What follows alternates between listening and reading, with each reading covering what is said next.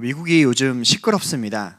강화된 이민 정책으로 인해서 미국 안에서 굉장히 대립이 심화되고 있죠. 그런데 이 일은 오늘날만의 일이 아닙니다. 로마 제국 시대를 살펴보면 시민권은 아무나 얻는 것이 아니었죠. 시민은 아무나 될 수 없었습니다. 대부분 시민의 혈통으로 태어나야만 했고, 아니면 오랜 시간 군 복무를 위험한 지역에서 해야 되었습니다. 아니면 아주 국가에 특별한 공로가 있어야 이 시민권을 얻을 수가 있었죠. 그런데 그것도 자동은 아니었습니다. 아무리 오랜 시간 군복무를 했어도, 또 특별한 공로가 있어도 이들은 심사를 보아야 했는데요. 심사가 있었고, 또 이 심사가 거절되면 시민권은 그대로 날아가는 것이었습니다. 시민권이 중요한 이유는 그들이 시민으로서 법적인 보호도 받고, 또 사회적인 인정도 받아야 되는 제한된 세계를 살아가기 때문이었죠. 그러니 나는 시민이 될 수 있을까라고 하는 이 질문은 그냥 단순한 행정 절차상의 시민이 아니라 자신의 생존과 안전, 정체성의 문제라는 사실을 우리는 기억해야 됩니다. 오늘 우리에게 예수님이 하는 말씀은 조금 충격입니다. 예수님은 오늘 이 마태복음 18장 내내 한 마디를 계속해서 더 하시고 계시는데요. 그 말씀이 무엇이냐면 천국은 무엇과 같다라고 하는 이야기를 우리에게 계속 말씀하고 계십니다. 여러분이 생각하는 천국이라고 하는 곳은 어떠한 곳입니까? 많은 사람들이 천국이라고 이야기를 했을 때 천국은 죽어서 가는, 지금 나와는 아주 먼 이야기, 아주 먼 곳이라고 생각합니다.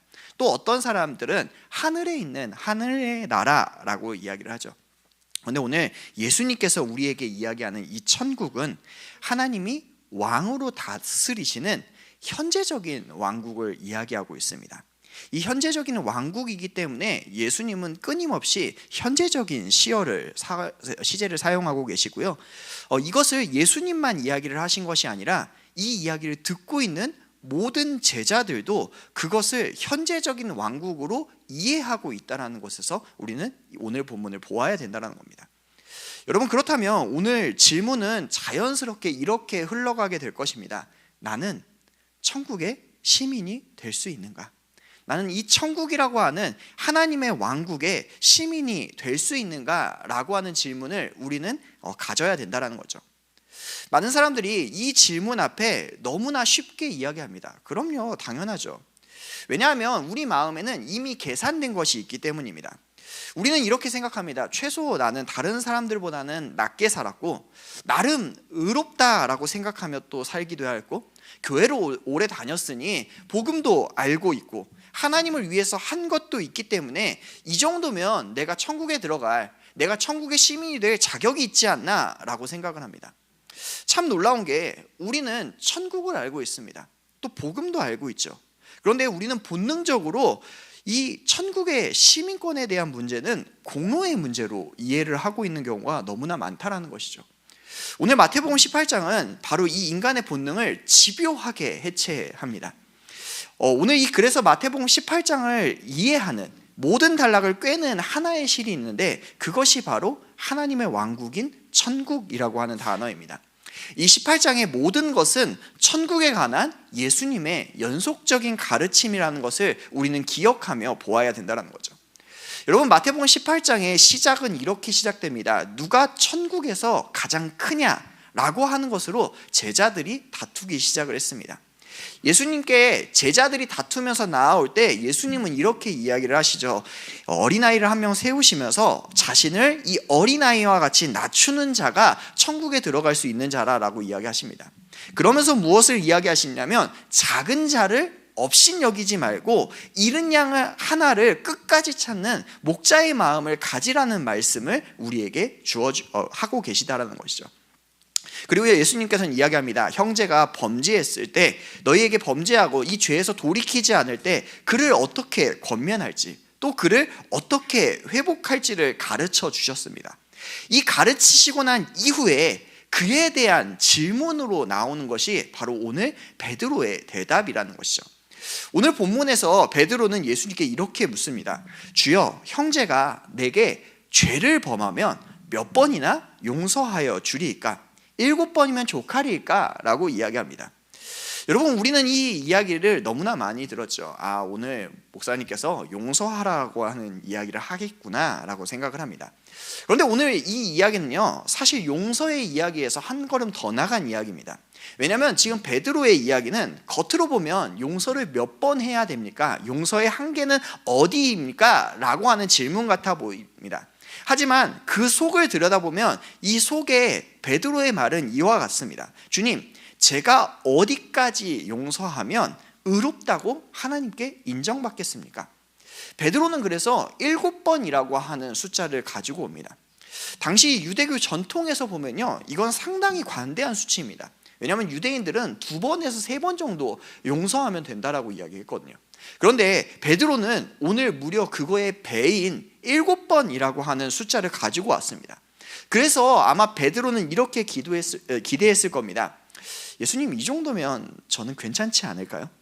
다시 말해서 이 질문은 용서의 깊이를 묻는 질문이 아니라 자기 의의 기준을 예수님에게 확인하려고 하는 질문이라는 것이죠. 예수님, 저 정도면 하나님의 왕국에서 꽤 괜찮은 시민이 아닙니까? 저 같은 사람이 들어가야 되지 않겠습니까? 라고 하는 질문과 같다라는 겁니다. 예수님은 그런데 이 베드로의 질문에 오늘 해답으로 주신 것이 7번뿐만이 아니라 70번씩 7번이라도 용서하라라고 이야기를 하셨다는 거죠. 그런데 중요한 건 이 대답을 한 이유입니다. 예수님께서 이 대답을 한 이후에 바로 한 가지 비유를 우리에게 들려주신다는 것이죠. 그 비유의 첫 문장이 그런데 너무 놀랍습니다. 그 비유의 첫 문장은 뭐라고 되어 있냐면 그러므로 천국은 이라고 이야기되어져 있죠. 여러분, 우리는 그래서 알아야 합니다. 오늘 비유는 단순하게 여러분에게 용서하십시오 라고 하는 본문이 아니라는 것이죠. 많은 사람들이 오늘 본문을 도덕적 교훈으로 닫아버리는 경우가 너무나 많습니다. 그런데 오늘 예수님께서는 이 비유가 천국 시민이 누구인가를 분명하게 드러내는 이야기라고 우리에게 던져주고 계시다라는 사실이죠. 그래서 우리는 오늘 본문에 집중해서 보아야 합니다. 오늘 본문은 우리에게 뭐라고 이야기하고 있습니까? 오늘 본문은 한 종이 왕 앞에 1만 달란트를 빚져서 잡혀오게 되었다라고 이야기를 합니다. 우리는 오늘 본문을 보면 이렇게 생각합니다. 이 사람이 빚져서 잡혀왔구나. 아무런 감동도 없고 그냥 잡혀왔구나. 이렇게 생각하며 넘어가는 거라고 생각을 하죠.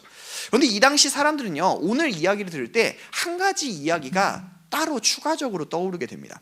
왜냐하면 기원전 201년에 로마와 카르타고가 굉장히 큰 전투를 했기 때문입니다.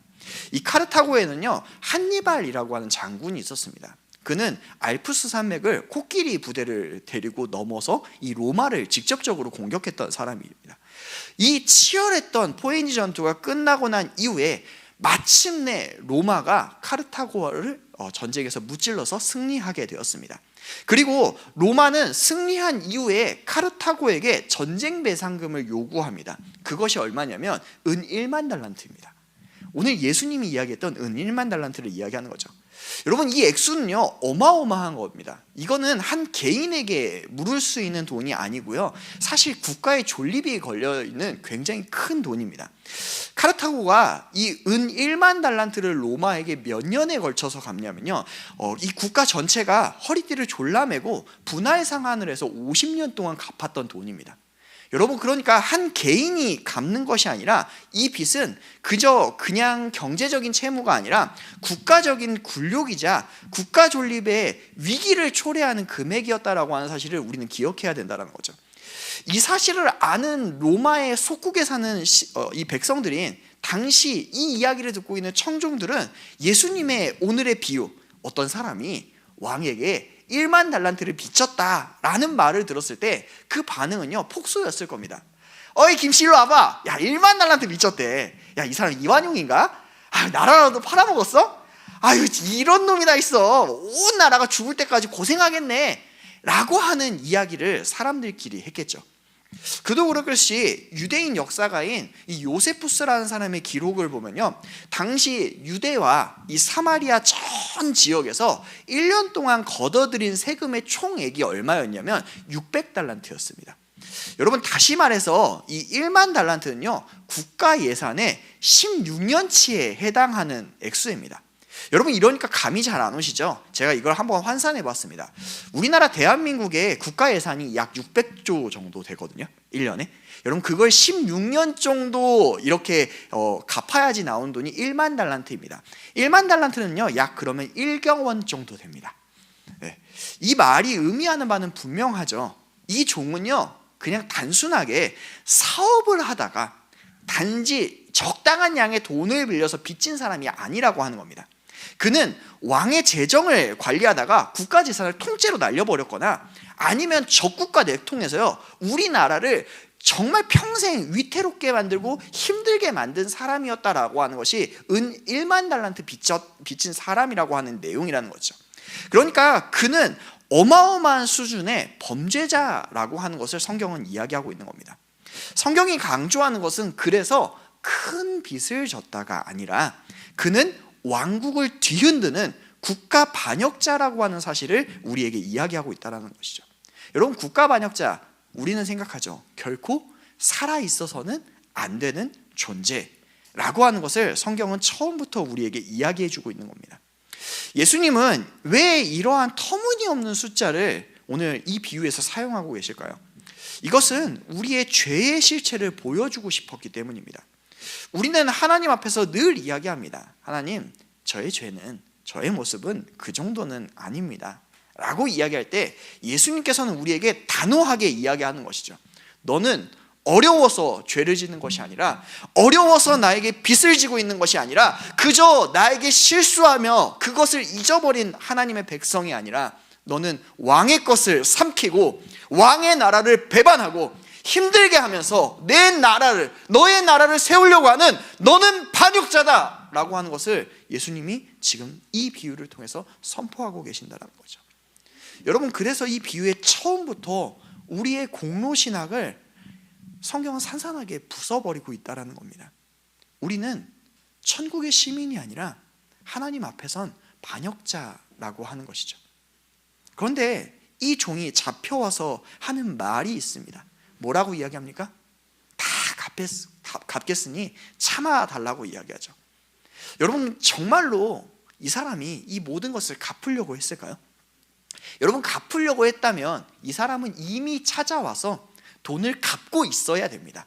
그런데 성경이 뭐라고 하고 있냐면, 왕이 회개하고 있을 때, 결산하고 있을 때 이런 사람이 있네 라고 하면서 그 사람을 잡아오라라고 이야기를 했죠.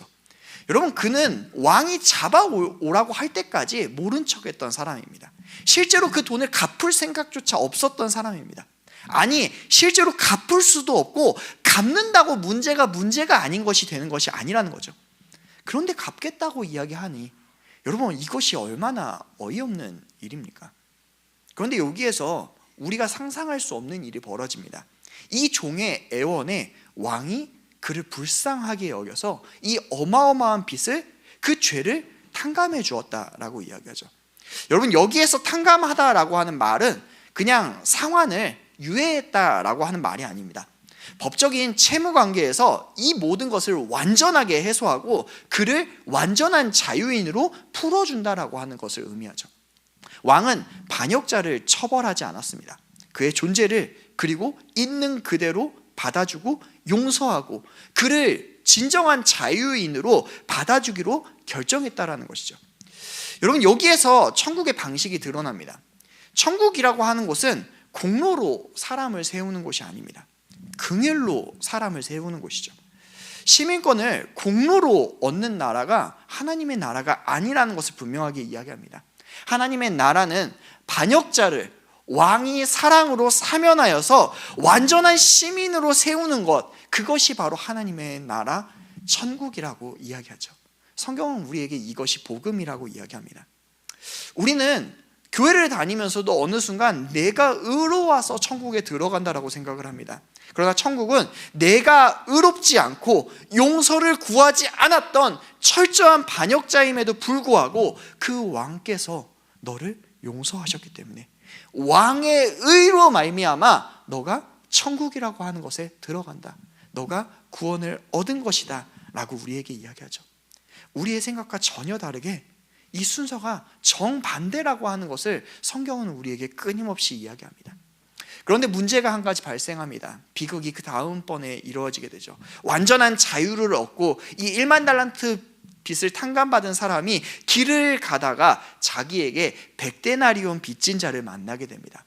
여러분, 100데나리온이 오늘날로 따지면 약 1,000만 원 정도 됩니다. 그리고 그 사람의 멱살을 잡고 돈을 내놓으라고 소리치죠. 여러분, 동료가 자기처럼 똑같이 엎드려서 빕니다. 빌면서 이야기하죠. 조금만 참아달라고, 내가 갚으리이다, 나를 불쌍하게 여기소서라고 이야기하지만 그는 냉정하게 이 동료를 감옥에 가둬버리죠. 이 모습을 보고 동료들이, 왕이 분노합니다. 오늘 성경을 보면서도 누구도 분노합니까? 우리도 분노하죠. 우리도 분노하면서 이렇게 이야기합니다. 저렇게 많은 것을 탕감받은 사람이 어떻게 저럴 수 있나? 여러분, 우리는 성경에 나온 사람을 어떻게 그럴 수 있냐라고 정죄하면서도 이것이 나의 현실로 다가올 때 우리는 그것을 받아들일 수 없습니다. 그런데 오늘 예수님이 겨냥하시는 바가 바로 여기입니다. 예수님은 오늘 비유로 이 모든 것을 이야기했지만 오늘 모든 사람들이 손가락질하고 있는 그 사람이 누구냐라고 이야기하면 그 악인이 바로 너희다 라고 하는 것을 우리에게 분명하게 이야기하고 있죠. 여러분, 100데나리온은 결코 작은 돈이 아닙니다. 여러분, 1,000만 원이 여러분에게 돌아오지 않는다면 여러분의 삶 가운데서 얼마나 큰 타격이 있겠습니까? 그러나 오늘 그 사람이 1만 달란트의 빚을 탕감받은 사람이라면 오늘 이 사람을 유하게 보내줄 수 있을 것입니다. 문제는 이 사람이 탕감받지 않기 때문에 이 사람을 감옥에 넣은 것이 아니라 탕감이 그 사람의 정체성이 되어지 않기 때문에, 그 은혜가 그 사람에게 작동하지 않기 때문에 오늘 그 악한 일을 계속해서 하고 있는 것이다 라고 하는 것을 성경은 우리에게 이야기하고 있다는 것이죠. 여러분, 머리로는 알고 있지만 전혀 마음에 이 은혜가 없기 때문에 그는 여전히 공로의 논리로 살아갑니다. 여러분, 교회를 다니는 많은 사람들이 이렇습니다. 은혜를 경험한 것처럼 이야기하지만 은혜를 누리며 나누는 사람은 극히 적습니다. 왜 그렇습니까? 은혜가 내 삶 가운데 다가오지 않기 때문입니다. 실제 삶에서 은혜가 작동하지 않기 때문이죠. 결국에 이 종의 무자비함은 그가 얼마나 은혜를 모르는 사람인가를 드러내는 모습이라는 겁니다. 여러분, 여기에서 중요한 결론이 나옵니다. 우리는 여기서 알아야 하는 것은 용서하지 않으면 구원을 잃는다 라고 하는 말이 아니라는 사실입니다. 성경은 구태여 이 용서와 천국을 계속해서 묵습니다. 우리는 쉽게 용서한다라고 이야기하지만 성경은 용서가 너무나 어렵다라고 이야기합니다. 아니, 실제로 현실에서 불가능하지 않습니까? 맞습니다. 성경이 그것을 인정합니다. 그래서 성경이 이야기하는 바가 무엇이냐면 용서는 오직 천국의 시민만 할 수 있다라고 이야기하는 것이죠. 여러분, 여기가 중요합니다. 우리는 쉽게 용서한다라고 이야기합니다. 용서했어. 그런데 여러분, 한번 생각해 보십시오. 용서했다라고 했는데 남편하고 어제 싸웠는데 침대에 누웠더니 방금까지 용서했다라고 이야기하지만 마음 가운데 부글부글함이 올라옵니다. 내가 이 사람을 용서했다라고 이야기하지만 그 용서한 것이 다시금 솟구쳐 올려 나올 때가 너무나 크지 않습니까? 천국 시민은 여러분, 자기 힘으로 용서하는 것이 아니라고 성경은 이야기하고 있죠. 오직 용서할 수 있는 자, 그는 천국 왕의 다스림을 받는 사람만, 그 왕국의 논리로 본성을 거스려서 오직 왕의 뜻대로, 오직 하나님의 뜻대로 살 수밖에 없는 자만이 할 수밖에 없는 것, 그것이 용서라고 성경은 우리에게 이야기해주고 있다는 겁니다. 여러분, 그래서 인정하셔야 됩니다. 우리는 본래 용서할 수 없는 존재입니다. 깊은 상처와 깊은 배신 앞에서 더더욱 그럴 수밖에 없습니다. 그래서 오늘 성경이 이야기하는 용서는 악을 묵인하라고 하는 말도 아닙니다. 모든 것을 탕감해야 너희가 구원받는다라고 하는 말도 아니라는 겁니다. 너희 마음은 원래 그렇게 할 수 없다. 그러니 너희에게 필요한 것이 무엇이냐? 너희에게는 새 마음이 필요하다라고 이야기하는 것이죠. 여러분, 그 새 마음은 어디에서 오게 됩니까? 내 안에 왕이 들어오실 때만 가능합니다. 그것이 바로 성령 하나님이시죠. 성령 하나님이 우리 안에 내주하실 때에만 오늘 이 모든 것은 가능해집니다. 천국인이 어떻게 용서할 수 있습니까? 도덕의 결과로, 결심의 결과로 만들어지는 것이 아니라 오직 성령의 선물로, 용서는 그 선물의 열매로 나타나는 것이라고 성경은 우리에게 이야기하는 것이죠. 여러분, 그래서 오늘 이 18장의 모든 내용이 천국으로 연결되게 됩니다. 마태복음 28장의 모든 흐름이 하나로 맞물려지게 되죠. 천국에서 누가 크냐라고 하는 다툼이 왜 발생하게 되었습니까? 그들은 천국에 들어가려면 나의 공로가 필요하다고 생각했습니다. 내가 더 높은 자리에 있어야지, 내가 더 많은 일을 해야지, 내가 예수님의 눈에 띄어야지 내가 그 왕국에 들어간다라고 이야기했지만, 오늘 예수님은 어린아이와 같이 자신을 낮추라고 이야기하죠. 여러분, 어린아이와 같이 낮추실 수 있습니까? 아니, 어린아이를 섬길 수가 있습니까? 제가 요즘에 저희 아이를 키우고 있습니다. 아이가 걸어다니고 이제 어느 정도 말을 하니까 너무 말을 듣지 않아요. 그런데 이 아이를 보면서도 막 화를 낼 때가 있고, 그런데 주님께서 이야기하죠. 어린아이를 섬기는 자와 같이. 여러분, 어린아이를 섬긴다는 것, 어린아이와 같이 자기를 낮춘다는 것, 주님이 주시지 않으면 여러분 불가능합니다. 작은 자가 되라니요. 내가 얼마나 작은 자처럼 이 교회에서 얼마나 많은 봉사를 하고 사역을 하고 기었는데 지금 또 낮아지라니요 라고 이야기할 때 주님은 이야기하십니다. 이것은 너의 스스로는 불가능하다. 그런데 어떻게 가능하냐? 내 안에 주님이 있으면 가능하다라고 오늘 주님께서 이야기하는 겁니다. 주님 앞에 우리가 설 때, 주님이 내 안에 계실 때 우리는 작아질 수밖에 없습니다. 맞습니다, 주님. 제가 죄인이죠.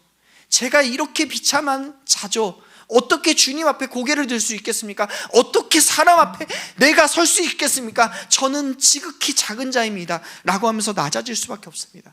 그러면서 옆에 사람을 볼 때 우리는 긍휼로 사람을 바라보게 됩니다. 주님 때문에 내가 이 사람을 용서할 수 있습니다. 내가 주님 때문에 이 사람을 사랑할 수 있습니다. 그래서 한 영혼을 위해서 목숨을 걸 수밖에 없습니다. 여러분, 99마리의 양을 냅두고도 한 마리의 양을 찾으려고 떠돌아다닐 수 있는 사람, 그 사람은 오직 그 사람 안에 주님이 있는 사람일 수밖에 없다는 것이죠.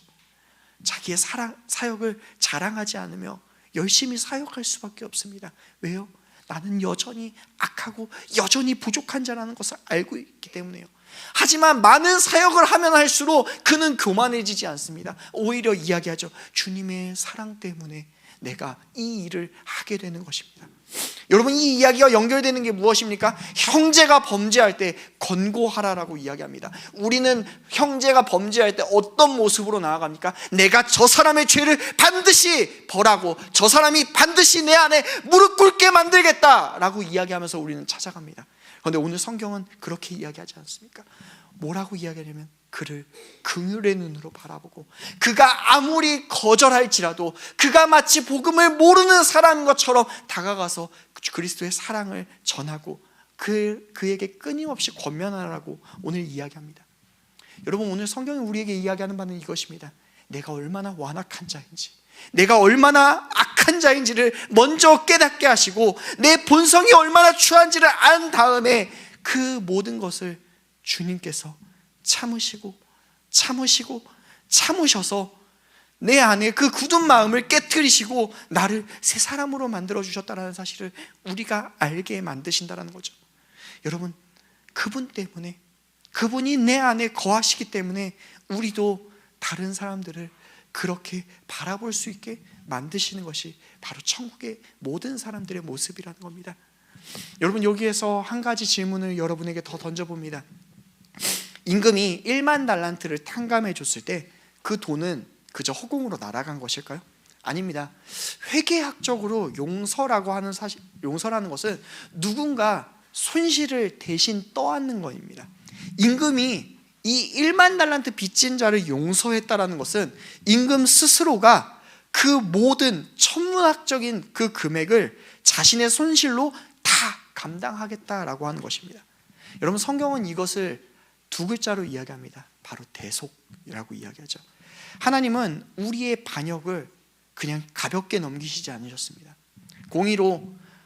공의와 사랑의 하나님이신 그 하나님께서는 오늘 사랑하시기 위해서 우리를 용서해 주셨지만 공의를 위해서 자신의 아들을 우리의 죄 때문에 십자가에 내어주시고 그 빛의 대가를 반드시 치르셨다라고 하는 것, 오늘 그 하나님의 공의가 충족되어서 우리가 탕감받게 되었다라고 하는 사실을 우리에게 분명하게 이야기합니다. 사랑하는 성도 여러분, 우리는 우리의 힘으로 결코 우리가 잡은 멱살을 놓을 수가 없는 사람들입니다. 그 사실을 인정하는 것은 믿음의 실패가 아닙니다. 오히려 믿음의 시작이라고 이야기할 수 있습니다. 그래서 질문은 이것입니다. 여러분은 천국 시민이 될 수 있습니까? 성경은 우리에게 이야기합니다. 내가 할 수 있느냐가 아닙니다. 이미 너를 위해서 누가 값을 치렀느냐에 그것은 달려있다라고 이야기합니다. 우리가 져야 할 1만 달란트의 빚은 사라지지 않았습니다. 그 왕께서 친히 떠안으시고 감당하셨습니다. 하나님은 우리의 반역을 가볍게 넘기시지 않으셨고 그 공의를 자신의 아들을 십자가에 내어 달기까지, 그리고 끝끝내 자신의 아들을 죽이시면서까지 그 모든 것을 끝까지 이루어 주셨습니다. 그래서 우리는 용서받았습니다. 여러분, 믿음은 이해해서가 아니라 내가 공로로 갚아서가 아니라 전적인 은혜로 말미암는 겁니다. 여러분, 오늘 말씀을 들었으니 너희는 당장 용서하거라 라고 하는 말씀이 아닙니다. 그러나 오늘 말씀은 무엇입니까? 여러분 마음속에 아직도 붙잡고 있는 그 한 사람, 그 한 사건, 그 이름을 하나님 앞에 내려놓으라는 겁니다. 주님, 저는 아직도 이 사람을 용서하지 못하겠습니다. 주님, 저는 이 사건을 아직도 내려놓지 못하겠습니다. 그런데 주님은 이미 저를 놓아주셨습니다. 왕이시여 오셔서 저를 다스려 주시고 저도 그래서 주의 뜻대로 살 수 있게 도와주시옵소서. 여러분, 오늘 그 고백 하나면 충분합니다. 공로가 아니라 은혜로, 결심이 아니라 내주하심으로, 그리고 그 은혜를 아는 사람에게서만 인간적으로 불가능한 용서의 길이 열리게 됩니다. 그 거대한 사랑 앞에 오늘 여러분 자신을 다시 세워보시지 않겠습니까? 그렇게 살아가는 저와 여러분 되길 간절하게 소망하겠습니다. 우리 이 시간 들은 말씀 기억하시면서 우리 함께 찬양하길 소망하는데요, 우리의 힘으로 할 수 없습니다. 그래서 우리는 주님이 필요합니다. 우리 이 시간 내 주의 보혈은 우리 함께 찬양하면서 하나님 앞으로 나아가도록 하겠습니다.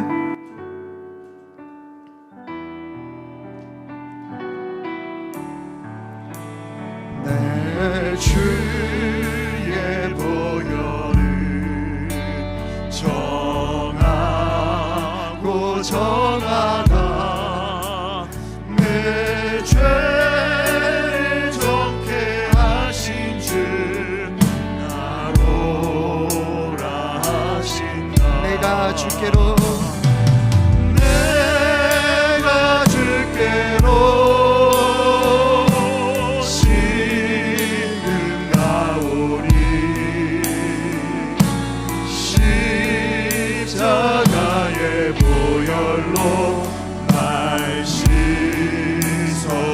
약하고 주에도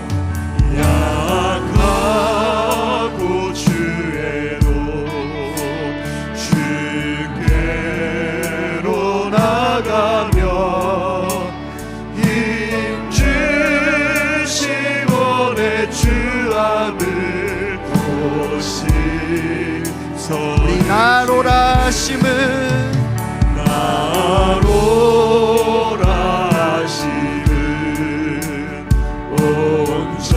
온전한 믿음과 또 사랑함과 평안함 주어주려 함이라. 내가 주께로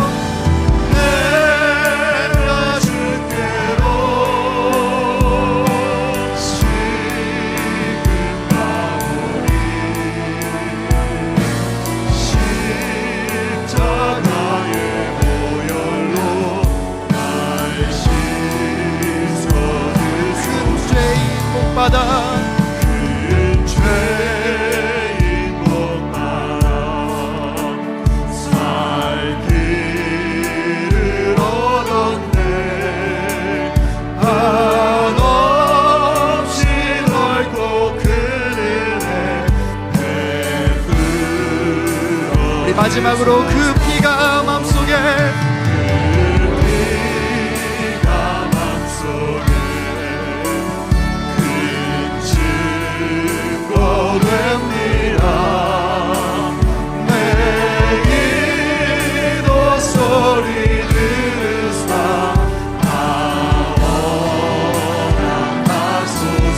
내가 주께로